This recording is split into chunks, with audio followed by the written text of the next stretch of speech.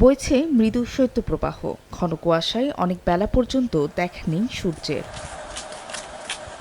হিমবাতাসে জবুথবু পঞ্চগড়, গাইবান্ধা, দিনাজপুর সহ বিভিন্ন জেলার জনজীবন। রাস্তাঘাট কুয়াশায় ঢেকে থাকায় দিনের বেলাতেও হেডলাইট জ্বালিয়ে চলে যানবাহন। খড়কুটো জ্বালিয়ে উষ্ণতা পাবার চেষ্টায় খেটে খাওয়া মানুষ। ঠান্ডায় বাইরে যেতে পারে না, কুয়াশা খুব, শীত তো খুব কনকনা শীত। এই শীতে তো নদী নামা যায় না, তাও পেটের ভুগে নামতে হবে। কাম কাজ নাই, আসি ঘুরে যাই, বহুত কষ্টে আছি। শীতের সঙ্গে বাড়ছে নিউমোনিয়া, ডায়রিয়া সহ ঠান্ডাজনিত নানা রোগে আক্রান্তের সংখ্যা। সবচেয়ে বেশি ভুগছেন বয়স্ক ও শিশুরা।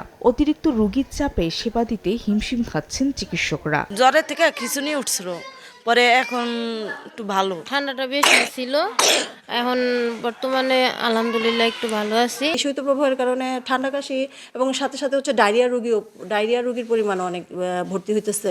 এছাড়া ঘন কুয়াশায় বিকন বাতি না দেখা যাওয়ায় দুর্ঘটনা এড়াতে বৃহস্পতিবার রাত থেকে বন্ধ রাখা হয় পাটুরিয়া, দৌলতিয়া ও আরিচা কাজিরহাট নৌরুটে ফেরি চলাচল। পরে 7 ঘণ্টা পর কুয়াশা কমলে ফেরি চলাচল স্বাভাবিক হয়।